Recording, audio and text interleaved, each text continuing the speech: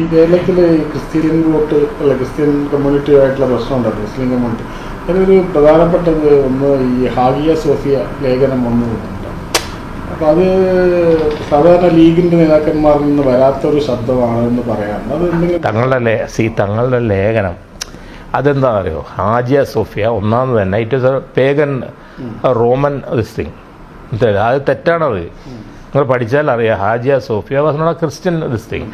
ഇത് തന്നെ 2 തവണ മറിഞ്ഞിട്ടുണ്ട്. അതായത് ഓർത്തഡോക്സിൻ്റെ കയ്യിൽ പോയി, പിന്നെ കോൺസ്റ്റന്റിനോപ്പിൾ ഇതാക്കിയപ്പോൾ അറിയാലോ നശിപ്പിച്ചപ്പോൾ ക്രൂസൈഡേഴ്സ് കോൺസ്റ്റന്റിനോപ്പിൾ നശിപ്പിച്ചു. അത് വലിയ രസമാണ്, കാരണം ഓർത്തഡോക്സ് ചർച്ചിനെതിരായിട്ടുള്ള റോമൻ കാത്തലിക് ചർച്ചിൻ്റെ ഒരു ഇതായിട്ട് നശിപ്പിച്ചു. പിന്നെയാണ് അത് വന്ന് ഇത് മറ്റേ കലിഫേറ്റ് വരുന്നതും അങ്ങനെയൊക്കെ. അപ്പോൾ അതിൽ ഇപ്പം ഇതിലൊരു വേറെ കാര്യമുണ്ട്, സ്റ്റാറ്റസ് കോ ഉണ്ടല്ലോ. അതിപ്പോൾ ഈ എർദോഗാൻ വന്നപ്പോൾ അയാളൊരു ഇസ്ലാമിസ്റ്റാണ്. അപ്പോൾ അയാൾ ഈ ഇസ്ലാമിസ്റ്റ് പരിപാടികളൊന്ന് ഇതാക്കാൻ വേണ്ടിയിട്ട് അയാൾ ചെയ്തൊരു പരിപാടിയാണത്. ഈ പണ്ട് ഒരാൾ പറഞ്ഞ മാതിരി ഓരോ കാര്യവും നമ്മൾ ചിലപ്പോൾ നമ്മൾ ചെയ്യുമ്പോൾ നമ്മൾ തിങ്ക് ചെയ്യുമല്ലോ അതിൻ്റെ പ്രത്യാഘാതങ്ങൾ എന്താണെന്നുള്ളത്. ഈ കേരളത്തിൽ കുറച്ചു കാലമായിട്ട് മുസ്ലിം ലീഗിൻ്റെ ഈ തിങ്കിങ് പ്രോസസ് അതല്ലല്ലോ ഞാൻ കറക്റ്റായിട്ട് പറഞ്ഞുതരാം. In 1957 the Christian population of Kerala was around 21 or 22 and the Muslim population was 18. Now what has happened? The Muslim population went up to 28.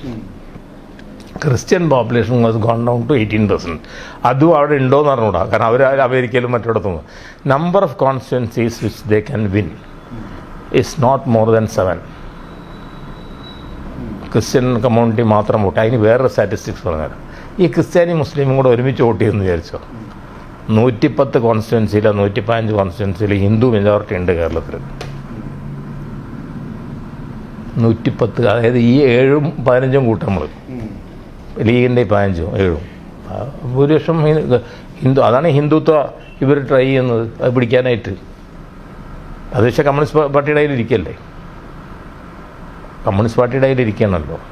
അപ്പോൾ അതുകൊണ്ട് ഒന്ന്. പിന്നെ രണ്ടാമതുള്ള വന്നിരിക്കുന്നത് ഈ വിദ്യാഭ്യാസ രംഗത്തുള്ള ഡോമിനേഷൻ. ഞങ്ങളുടെയൊക്കെ ചെറുപ്പത്തിലുള്ള ധാരണ ഈ ക്രിസ്ത്യൻ സ്ഥാപനങ്ങളൊക്കെ ഒന്നല്ല. അതൊക്കെ ഇൻഡിവിജ്വൽ ഡയോസിസിന് ചെയ്യില്ല. നമ്മളാ മീറ്റിങ്ങിന് പോകുമ്പോൾ ഇപ്പോൾ ഞങ്ങളാണല്ലോ ബിഗ്ഗസ്റ്റ് കോർപ്പറേറ്റ് ബോഡി, മനസ്സിലായി, ഏറ്റവും അധികം കോളേജസൊക്കെ ഉള്ളത്.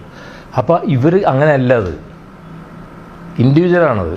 മാത്രമല്ല അതും കൂടെ ഡിനോമിനേഷൻസും കൂടെ വേറെ ഉണ്ടല്ലോ.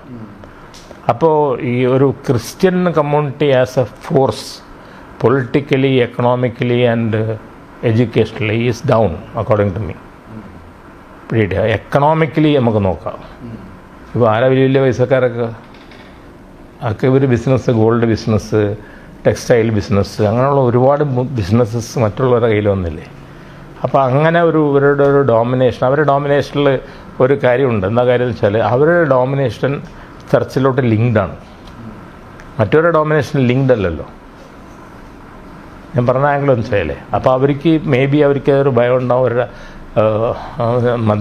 തന്നെ MLA എണ്ണം ഒക്കെ തന്നെ നോക്കുമ്പോൾ നമുക്ക് ലീഗിനൊരു 15 MLA ഉണ്ടെങ്കിൽ ഇവർക്ക് 7 MLA ഉണ്ടാവുള്ളൂ. എങ്ങനെ ഇട്ട് നോക്കിയാലും അപ്പുറത്തും ഇപ്പുറത്തൊക്കെ എടുത്തിട്ടാലും. അപ്പോൾ അതൊന്നും അങ്ങനെയല്ല. അതായത് ഞാൻ വേറെ കണക്ക് പറഞ്ഞതാണ്.